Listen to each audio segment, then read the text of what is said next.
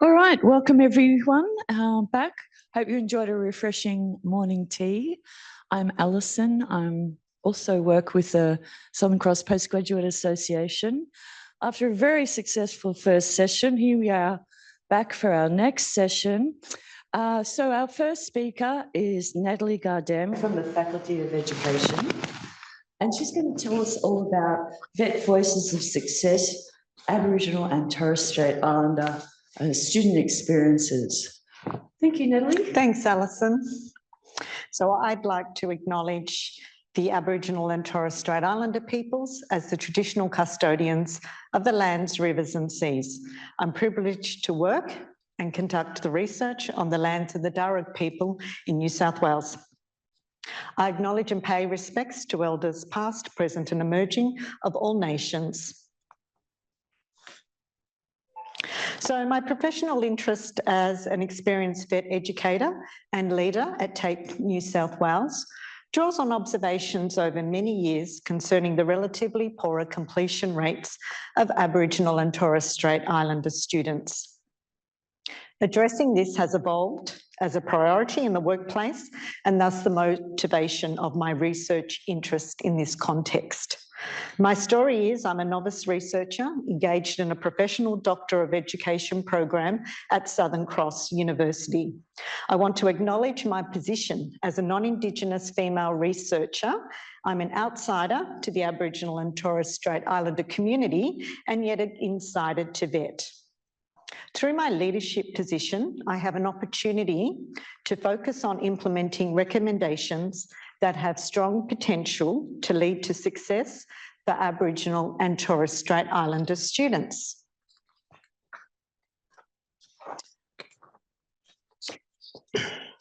So what I'm going to talk about today is the focus of the presentation is on informing you about my research study, providing you some details on my story, creating partnerships with Aboriginal and Torres Strait Islander people. And I will talk about how partnerships have helped me through the ethics application and the continued governance of this research project. And I'll also provide a few tips along the way. So what's this research about? So the research study is in the field of Indigenous education, and specifically the study seeks to investigate completions, participation and pathways for Aboriginal and Torres Strait Islander young students.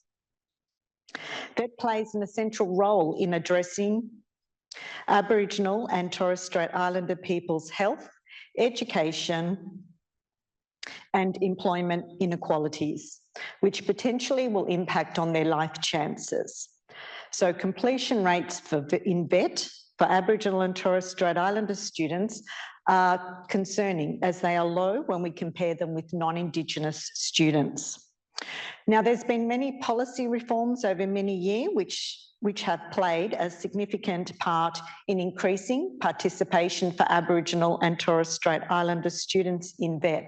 But despite this, completion rates have remained 13 percentage points below non-Indigenous people. There's plenty of research which has great rich insights in regards to themes around culture, partnership and community and support services and how we promote successful student experiences. What's not clear in the end is how Aboriginal and Torres Strait Islander students have a voice in their educational journey, and then also understanding what is success for Aboriginal and Torres Strait Islander students. So the research question, how do Aboriginal and Torres Strait Islander students experience success in VET and why? With two sub-questions, the first one being around culture and how culture we can embed that to make successful outcomes for Aboriginal students. And the second one is how we can actually input their voice and an understanding of what their journey will look like for them to improve outcomes of completion, participation and pathways. So the method chosen for this research study is qualitative research. It aligns with answering the research question, and it's widely used in studying social problems. And the qualitative approach is commonly used in studying social problems, but in education around student experiences and teacher experiences. In conducting this narrative inquiry, we're going to be facilitating yarning circles, yarning sessions for students, and I am recruiting Aboriginal facilitators to do the yarning. So what I wanted to focus on today is around creating meaningful partnerships. And I was reflecting on what Uncle John said this morning, particularly around the fact it's all about relationships. And he's absolutely right.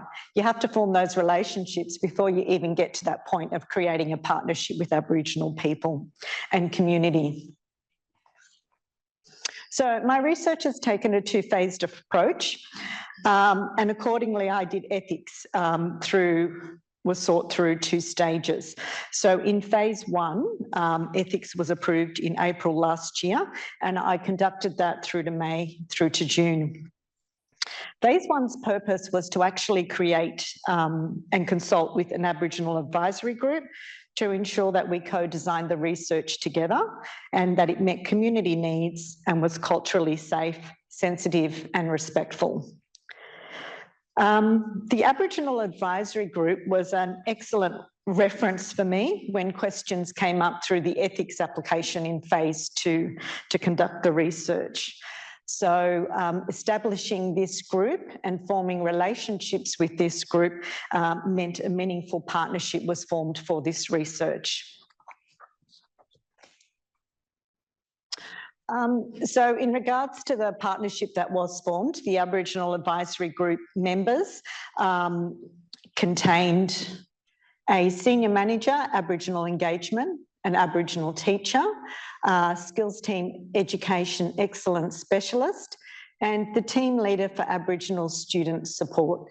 All these people worked at TAFE New South Wales and had very different skills and brought a great amount of curiosity and interest in the research, which meant they were very supportive. Why we did this, why we created it, we wanted to make sure during the co-design of the research that the 6 values, so spirit and integrity, cultural continuity, equity, reciprocity, respect, and responsibility were all incorporated into the plan. You see the picture there on the right is an example of the plan that we created together, and you can see things there like target participants, what was the method, recruitment of participants. So we went through all of that together as a group, co-designed that, then I was able to submit that for stage 2 ethics. So one of the documents I found really helpful throughout this journey was the 8 steps in the research journey. That's an NHRMC document. And there I found, by asking myself the question, how am I building relationships? How am I developing the research?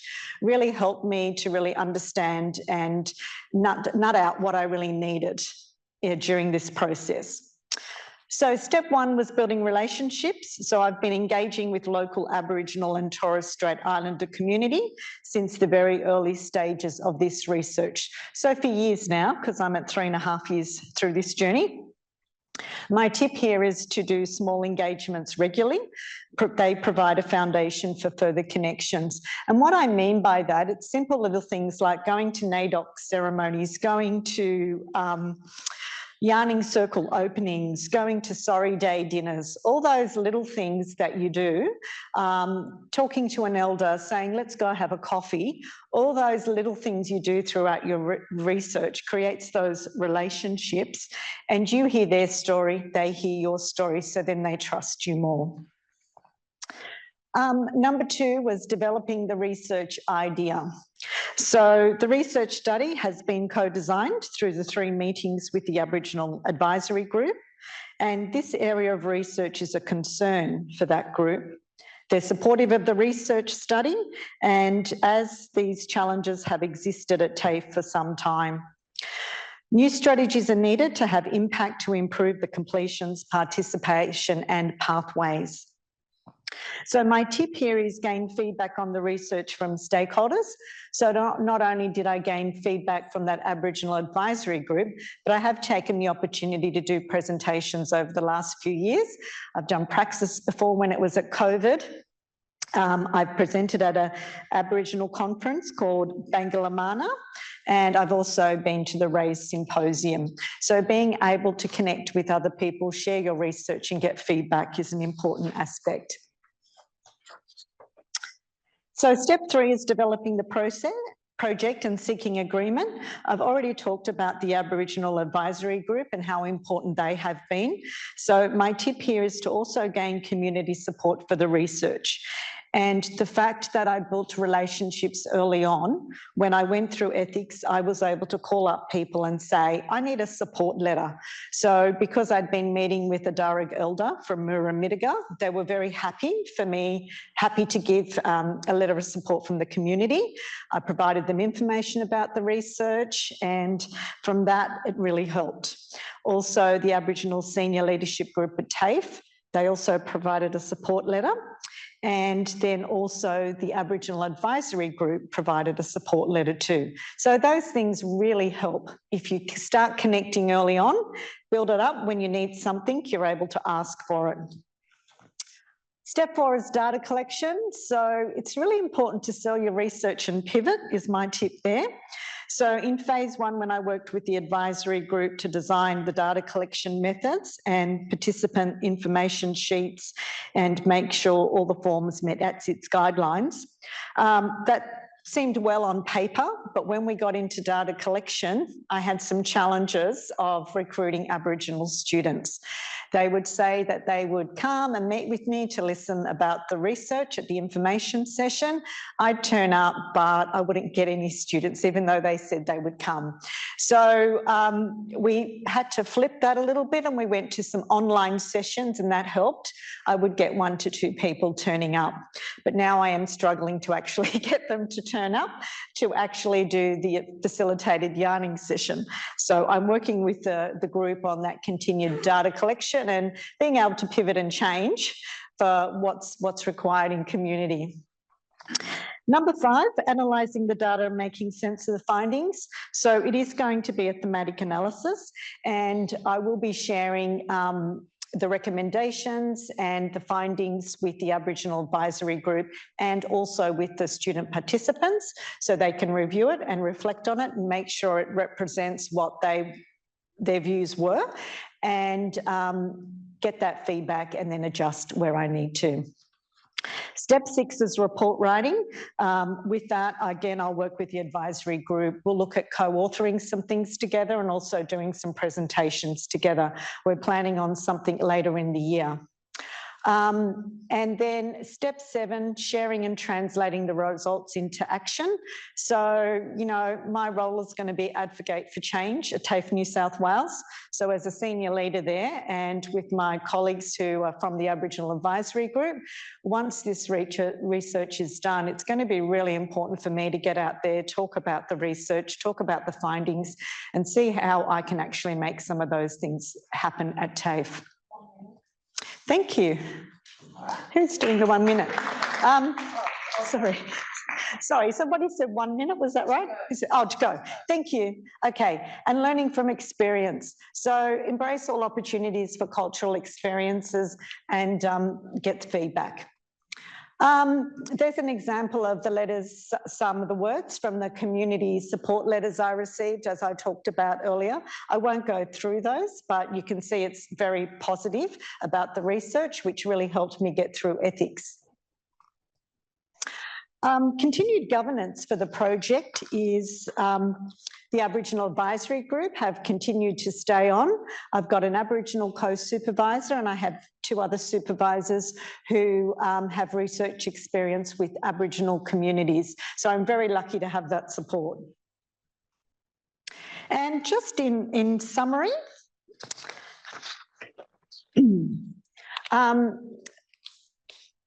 it's hard to read it up there. For the collaboration, involved creating the advisory group, but also engaging with cultural experiences and meeting with community elders.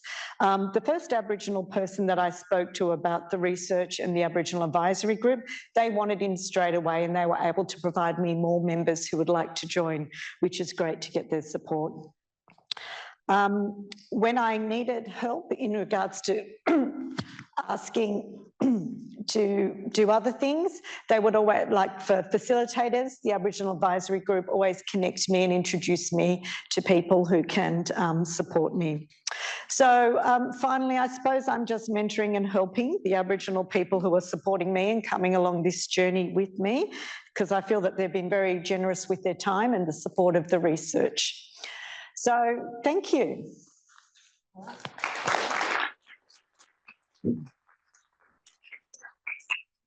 Thanks, Natalie. Thank you. Excellent. Yeah, any questions or comments from the floor?